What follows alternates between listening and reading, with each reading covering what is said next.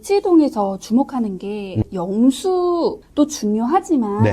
근데 우리가 영수만 하고 있다가 놓치는 부분이 있다. 사실 제일 중요하게 생각하는 부분이 있다라고 말씀을 예, 해주셨는데요. 저는 영수보다 국어라고 말씀드리기보다 네. 영수보다 나중에 입시라고 하는 그 꼴을 네. 앞에 갔을 때 그 앞에 가서는 하기가 너무 어려운 거잖아요. 그렇기 때문에 초등 저학년부터 이런 것들을 잘 해 나가야 되는데 말씀하신 비유가 되게 정확한데 골 잘 넣으려면 네. 어릴 때부터 뭐 슈팅 연습을 많이 하는 게 핵심이 아니죠. 오히려 기본기가 중요하죠. 기초 체력을 키운다든가. 어떤 스킬보다는 그렇죠. 그래서 정확하게 초등 때 갖춰야 될 가장 중요한 포인트는 원장님 안녕하세요. 예, 안녕하세요. 네, 저희 시청하고 계신 분들께 소개 한마디 부탁드릴게요. 예, CNA 논술학원 대치본원 여성호 원장입니다. 반갑습니다. 네, 너무 반갑습니다. 서술형 논술형 시작됐다. 한때 유행했었던 수능 국어 문제풀이 문풀로는 안 된다. 단적으로 작년에 국어 만점자가 64명인데 올해는 1000명 좀 넘었거든요. 수능 난이도는 조정될 수 있다는 거예요. 네. 근데 상대적으로 선운수형 논술형 같은 경우에는 주관적 채점까지를 포함해서 네. 연습 없이면 안 돼요. 객관식은 어쨌거나 침팬지가 풀어도 10%는 답이 나오는 거예요. 선운수령은 특히 모든 학생을 놓고 평가하는 게 아니라 내신 1등급, 수능 잘 본 애들. 네. 서울대 2028 발표가 나왔거든요. 수능으로 3배수를 고른 다음에 네. 어쩌고 저쩌고 내신으로 2배수, 3배수를 뽑아서 그 다음에 어쩌고 저쩌고. 사실 그 어쩌고 저쩌고가 중요한 거예요. 그래서 수시 내신 같은 경우에는 예선 역할을 해줄 거고 결승전 내지는 본선 대비를 해줘야 되는 거니까. 근데 이게 예선 되고 나서 준비하자라고 하면 서울대 수시는 수능날 발표 나면 그 다음 주 면접이니까 일주일에 준비할 수 있는 건 아니죠. 반드시 빼놓지 않고 하시는 것들이 있을 것 같고 가장 저희가 강조하는 건 독서 습관이죠. 독서 습관. 예. 특히 이제 저학년 때부터 올라가는 흐름이 1, 2학년 때 책 안 읽는 애들 거의 없거든요. 다 많이 봐요. 보는데 다만 3학년, 4학년 교과서도 어려워지고 교과도 많아지고 그러면 거기서부터 살짝 취약 분야 내지는 본인이 좋아하지 않는 그런 영역들이 생기기 마련이거든요. 정보 독서라고 불리우는 그 비문학 영역에서 인문, 사회, 과학, 기술, 예술 전반에 걸쳐서 부족한 분야가 없는지를 점검을 하셔야 6학년 정도 돼서 책장을 보면은 딱 느낌이 오거든요. 골고루 다 균형 있게 그렇죠. 하는 게 제일 중요하다. 특히나 이번 통합사회 통합과학이라는 신수능 체제는 그런 융복합 인재와 관련된 고민을 많이 깔고 있다고 저희는 봐요. 대치동에서 주목하는 게 영수도 중요하지만 네. 근데 우리가 영수만 하고 있다가 놓치는 부분이 있다. 사실 제일 중요하게 생각하는 부분이 있다라고 말씀을 예, 해주셨는데요. 저는 영수보다 국어라고 말씀드리기보다 네. 영수보다 균형이라고. 네. 그리고 패러디하면은 나침반. 속도도 중요하지만 예. 방향이 중요하니까. 네. 그래서 목표로 하는 부분이 서울대든 의대든 최종 종착지에서 요구하는 부분들을 역산해서 네. 저학년 때부터 차근차근 누락 부분이 없는가 네. 이렇게 챙겨주시려는 노력. 그래서 학년이 바뀔 때 방학 들어갈 때 가장 좋은 시즌이죠. 지난 학기나 지난 연도를 돌아보면서 성취 정도가 높았던 과목도 있고 부족한 부분들도 빨리 파악을 해서 방학 기간에 보완을 해주거나 새로운 습관을 만들기 위해서 도와주시는 특히 초등 저학년 저희 학원에 가장 많이 오는 학생들이 이제 4학년, 5학년 그럴 학생들이에요. 것 같은데. 그래서 1, 2, 3학년 때는 뭐 엄마표 독서 네. 내지는 가까운 지역 내에서 친구들하고 즐겁게 하는 독서들을 많이 해왔고 그래도 CNA 논술의 문을 넘어온다라는 것 각오를 좀 단단히 하고 오는 친구들인데 네. 수업하다 보면은 어휘 측면에서 학생들의 구사하는 어휘가 굉장히 차이가 난다고 선생님들이 평가를 해요. 네. 근데 그 어휘의 평가가 토론에 있어서의 밀도의 차이로도 연결이 되고 특히 가장 중요한 부분이 글쓰기에서 편차가 되게 커져요. 글쓰기 고민이 제일 많으시잖아요. 맞아요. 예. 네. 어떻게 보면은 인간이 할 수 있는 가장 어려운 능력 내지는 가장 어려운 영역인 것 같기도 해요. 토론 대회 수업도 해보고 다양한 국어 수업이나 CNA 논술에서 다룰 수 있는 독서 프로그램들을 많이 경험을 해봤지만 최종적으로 가장 힘든 건 글쓰기 능력을 향상시키는 네. 딱 그 부분인 것 같아요. 2028학년도 수능 체제가 통합사회 통합과 통합형 수능체제로 바뀌는 부분. 국어 같은 경우에도 의대에 가려는 학생부터 미대 가려는 학생까지 똑같이 언어와 매체나 화법과 작문을 선택하게 되어 있는 시스템이 아니라 네. 다 해야 되는 거죠. 부담이 될 것 같아요. 근데 어떻게 보면은 경쟁의 효율성 측면에서는 굉장히 클리어할 수도 있어요. 선택 과목에 따라서 표준 점수가 달라지고 이런 복잡성이 사라지는 네, 거니까. 아예 고민 없이 다 그렇죠. 아예- 학부모님들 입장에서는 그냥 네. 국어 100점 만점에 몇 점, 사회나 과학 50점 만점에 몇 점, 이런 식으로 계산하실 수 있으니까. 네, 그런 부분에 있어서 독서나 글쓰기의 중요도가 더 이제 높아진다고 보면 될까요? 정확히 그렇습니다. 왜냐하면 중3부터 변화되는 내신 5등급제나 통합수능 체제는 사회과학 전반에 걸친 어휘력 내지는 독해력을 요구한다라고 볼 수 있고, 내년 3월에 이제 확정될 국가교육위원회에서의 새로운 입시제도의 포인트 중에 하나가 서술형, 논술형 수능 체제의 도입이거든요. 그래서 단계가 좀 있는 편이에요. 내신에서도 이미 중학교, 고등학교에 중간고사, 기말고사 30, 30, 수행평가 40. 네. 6대 4라고 보시는데, 사실 중간고사, 기말고사가 100% 지필이 아니고 중간 기말에도 서술형, 논술형이 들어가니까 6대 4가 아니라 3대 7 정도 되는 경우들이 많거든요. 특히 최근에 중학교가 자유학년제가 아니라 자유학기제로 바뀌면서 중1 1학기에 시험 보는 학교들이 이제 많아졌는데, 국어나 사회나 특정 과목은 100% 서술형, 100% 논술형, 이런 경우들이 도입되고 있어요.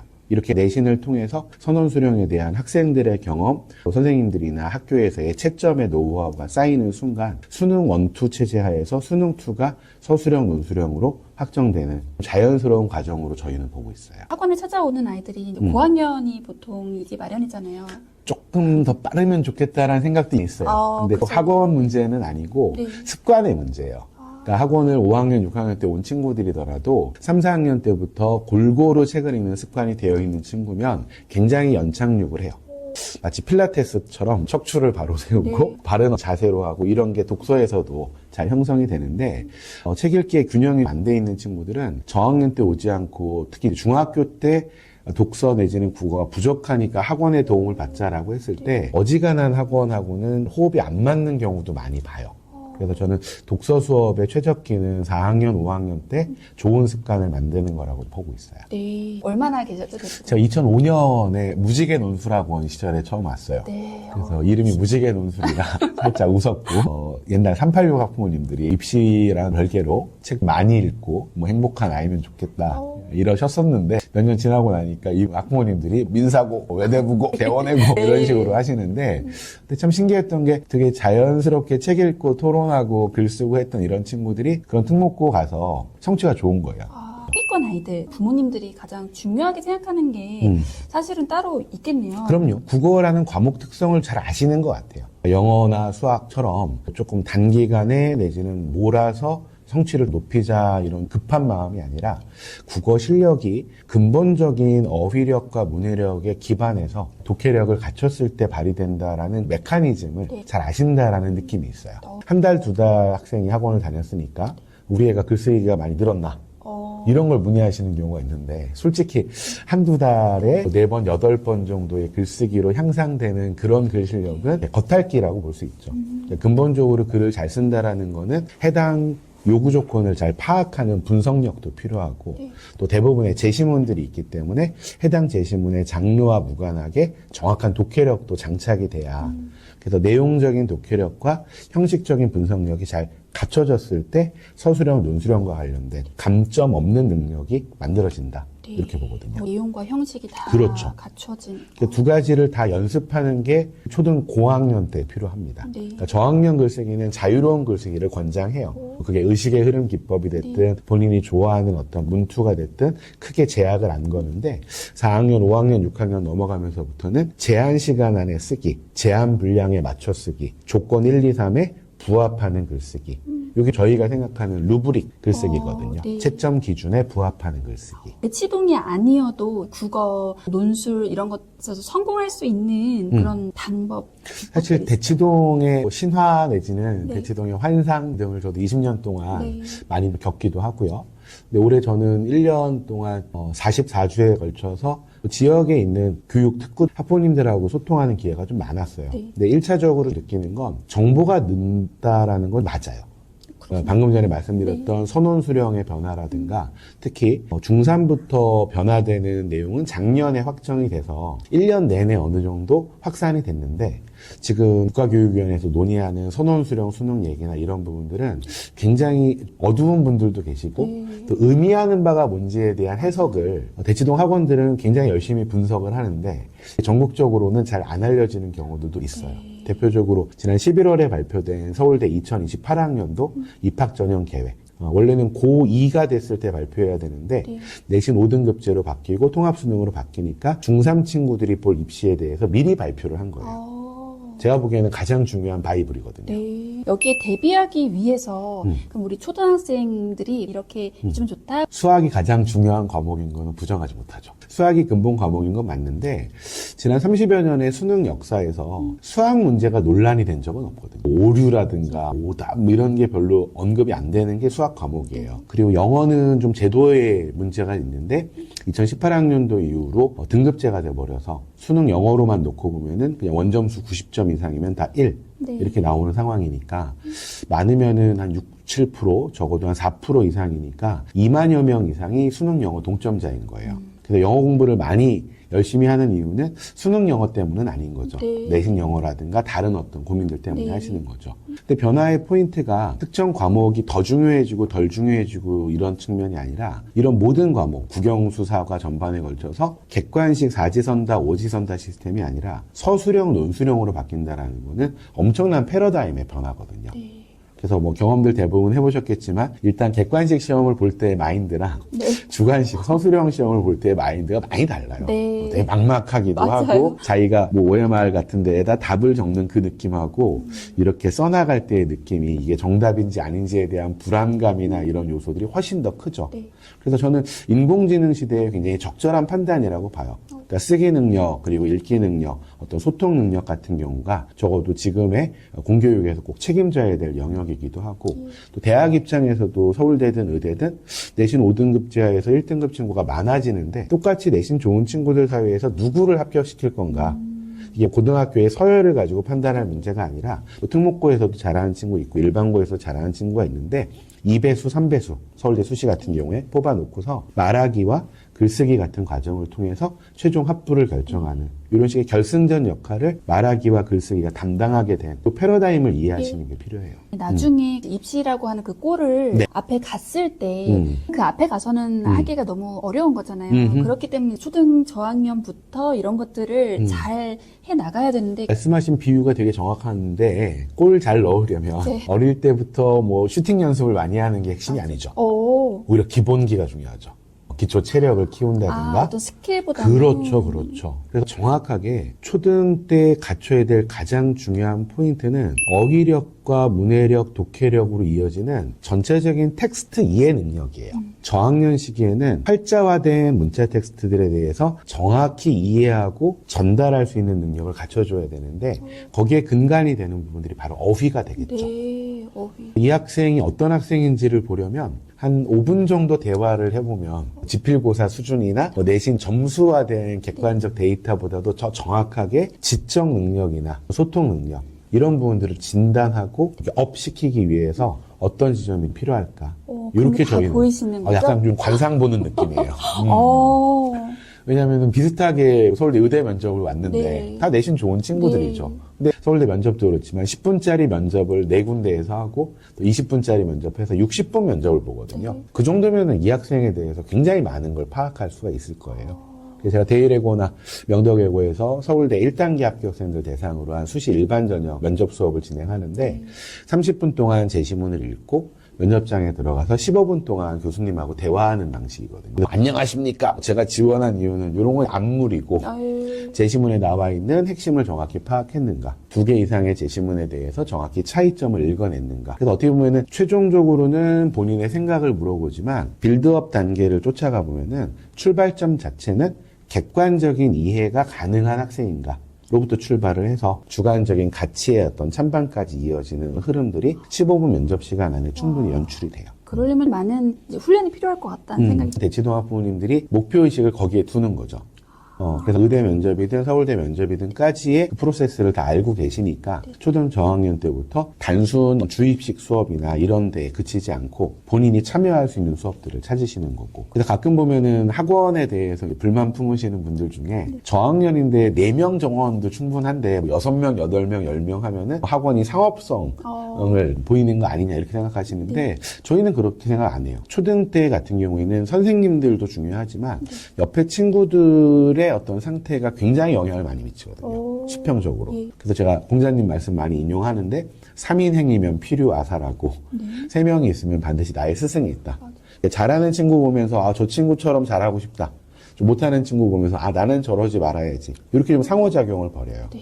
그리고 초등 고학년만 하더라도 모든 분야에서 잘하는 학생도 있지만 인문사회 파트에서 굉장히 고급 어휘를 구사하는 학생이 있고 네. 과학 기술 쪽 얘기하면은 적극적인 학생이 있고 하다 보니까 골고루의 균형이라는 게 특정 선생님한테 기대거나 특정 책 하나로 커버되는 게 아니라 여러 또래 학생들 사이에서의 상호작용의 결과물이라고 저희는 보거든요. 오, 말씀드리니까 정말 중요하다. 이제 너무 많은 학생은 당연히 문제겠지만은 네. 적어도 4명, 5명의 팀을 구성을 해서 내가 좋아하는 쪽을 고르는 게 아니라 가위바위보로 고르거나 제비뽑기로 고르거나 똑같은 동물 실험이지만 나는 평소에 찬성이었는데 가위바위보 잘못해서 반대가 된다 하더라도 반대쪽에 근거를 제기할 줄 아는 주장 자체는 서로 당연히 다를 수 있지만 누가 더 풍부한 근거를 만들어 나가는가 그 듣는 사람 채점자나 객관적인 제3자가 봤을 때 평가 어휘와 관련돼서 우리 학생들이 어떻게 좋은 평가를 받기 위해서 연기라도 할 수 있는가.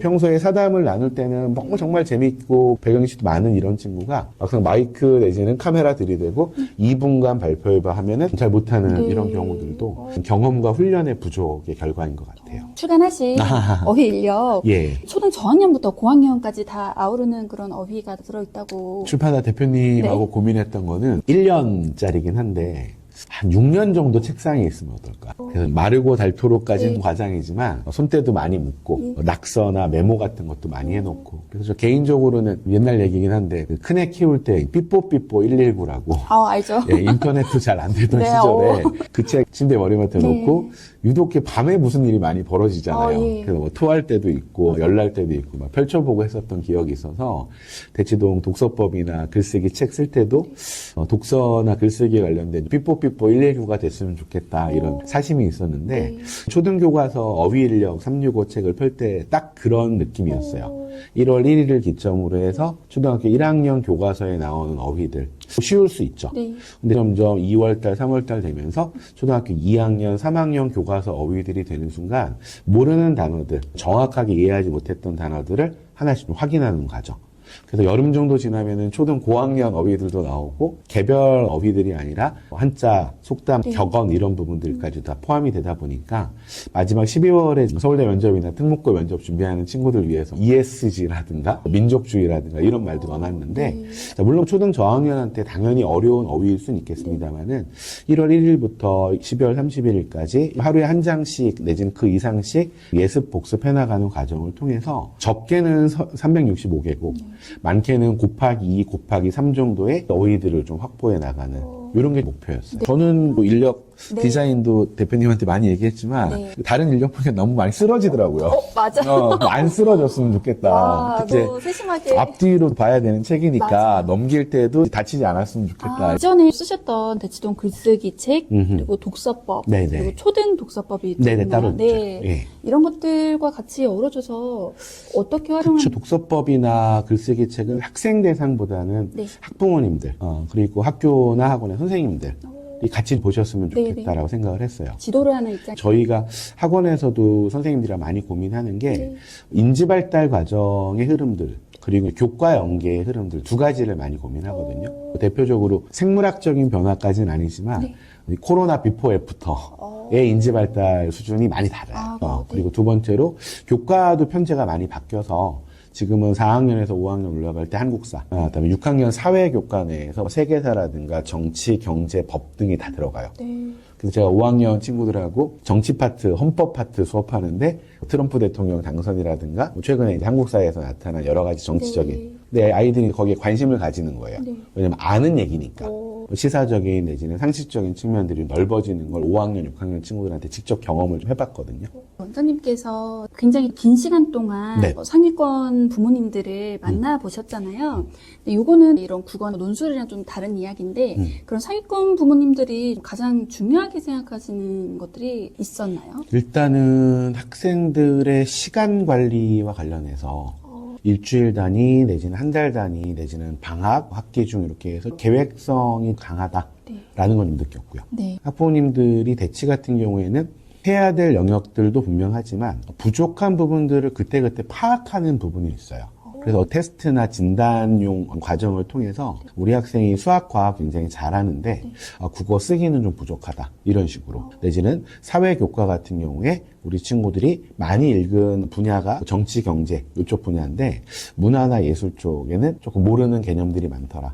관련된 부분들을 많이 검색하시고 관련된 책이나 프로그램을 통해서 보완을 해주시는 일단 예비 중일, 초등학교에서 중학교 올라가기 직전에 책장을 통해서도 그렇고 학생의 평소에 독서에 대한 몰입도가 높은 부분은 칭찬하셔야 되는데 좀 빠진 부분에 대해서는 이것도 같이 한번 보자. 이렇게 안내할 수 있는 시기고. 그 고민이 저는 제일 많거든요. 사실 아이가 책을 즐겨 읽긴 한데 그거를 개입을 하면 엄마의 잔소리가 된다는 생각이 들어서 그냥 좀 뒀던 편인데 그러다 보니까 계속 편독으로. 사실 혼란이 될 가능성이 높아요. 넌 왜 이게 부족하니 내지는 이게 안 되니. 근데 심리 상담적으로 얘기한다면은 혼란 비난은 행동 변화의 역할을 못 하거든요.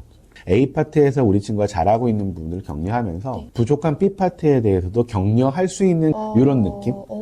우리 친구는 과학 관련된 책들 너무 잘 읽었고 우주라든가 반도체라든가 와우 지금 중학교 고등학교 수준의 책을 잘 읽고 있어. 박수. 근데 사회현상과 관련돼서도 자연현상처럼 읽어나갈 수 있는 책들이 있는데 한번 도전해볼까 이런 식으로 해서 멜빈 토플러 부의 미래라는 책이 있었는데 원래 제가 좋아하는 장르가 아닌데 친구가 선물을 해줘서 학원에서 읽고 있었는데 그때 마침 서울대 논술 수업하던 때여가지고 이제 19살, 20살 이런 애들이 선생님 뭐 보세요 하면서 뭐 자연스럽게 그 책 얘기를 좀 했어요. 옛날 제3의 물결이라는 책도 쓰신 분인데 최근에 쓴 부의 미래 책에서는 뭐 이런 내용이 있다 했는데 우연의 위치로 그해 서울대 논술 문제가 부의 미래 책에서 나왔거든요.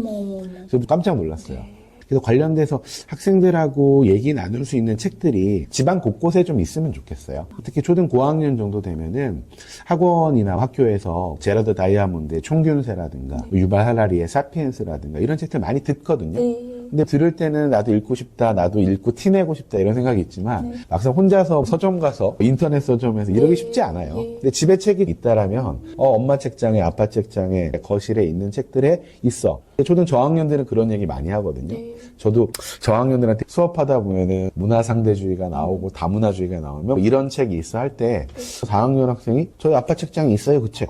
엄마가 읽길래 저도 몇 페이지 봤는데 못 보겠어요 할 때 그 몇 페이지도 되게 좋은 도전이야. 좀 묵혀놨다가 겨울방학 때 한번 도전해봐. 그래서 흔히 벽돌책이라고 불리는 두꺼운 책들을 초등 6학년 정도에서 한 번쯤 독파를 해주면 굉장한 성취감을 얻어요. 그런 느낌들이 다른 책을 조금 편하게 접근할 수 있는 하나의 교두보가 되는 경험들 많이 했어요. 우리 부모님들이 또 가정에서 이 아이가 한 번은 손을 뻗어서 만져볼 수 있는 그런 그 기회에 그럼요. 노출을 그래서 그런 느낌들이 저학년 때부터 쌓인 친구들이라면 책의 표지 앞뒤의 날개도 보통 책들이 앞날개에는 저자에 대한 소개, 또 뒷날개에는 해당 출판사의 시리즈물 이렇게 나와 있거든요. 그거 잘 활용하는 친구도 있어요. 어떤 친구는 작년에 했던 책의 작가랑 같은 작가시네요. 시리즈물이지만 학원에서는 한 권만 다뤘는데 그거 보고 재밌으니까 다른 책에도 도전해보고 선생님 저 지난주에 했던 책에 다른 시리즈 도서관에서 찾아봤는데 그 책도 재밌던데요. 너무 고맙죠. 서점이나 도서관이 대한민국 요즘 많이 좋아졌잖아요. 여행 같은 데 가서도 서점 도서관 되게 좋아요. 변화된 환경 속에서 서가 번호, 서지 번호에 맞춰서 책 찾기 이런 것도 괜찮고 책에 대한 물리적 공간 층화력을 높여주시는 것도 필요해요. 초등 논술이 필요할까요? 초등에서의 논술은 저는 원고지 쓰기로 바꿔서 설명하고 싶어요. 생각보다 원고지 쓰기 경험이 적어요. 학교에서는 원고지 쓰기를 통해서 분량 제한도 하고 원고지 표기법과 관련된 채점 기준들을 많이 활용을 하거든요.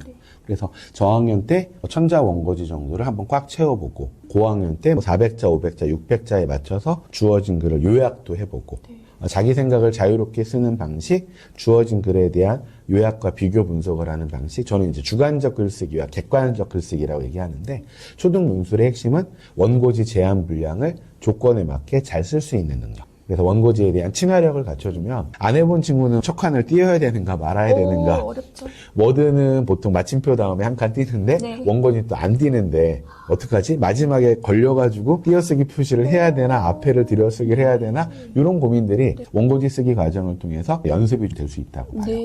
인력을 잘 활용하실 수 있는 방법은 큰 글씨 자체에서 한자어로 표현되어 있는 부분들을 확장시키거나 해당 단어를 영어 버케블러리처럼이 아니라 맥락적으로 이해를 하는 거죠. 단어가 어떻게 쓰이는지에 대해서 부모님이 도와주시면 훨씬 좋고요. 그리고 학생이 시간이 된다면은 해당 어휘의 반대말이나 예문까지 확장을 시키면서 이 한 페이지 바닥에 있는 내용들 중에서 모르는 단어가 있지는 않나? 한 번쯤 점검해보는. 네. 시간이 지나면은 지나간 단어들에 대해 다시 돌아보기도 하고 1월 1일부터 12월 31일 사이에 단어 수준이 높아지는 걸 느끼는 게 핵심이에요. 그래서 1년이 다 끝났을 때 다시 원점으로 돌아와서 저는 빈 여백에 메모를 해도 좋고 본인이 이 단어를 가지고 활용했던 경험들에 대해서 충분히 본인만의 인력을 만들어 나가는 마치 크록스 신발에다가 여러 개 꾸미는 것처럼 네. 인력 여백에다가 본인이 생각하는 중요한 단어를 메모하거나 형광펜, 밑줄, 색깔 표시 그래서 적어도 자기 책에 대한 소중한 마음을 가지고 책을 좀 더 자기 걸로 소화하기 위한 물리적인 경험을 하는 것도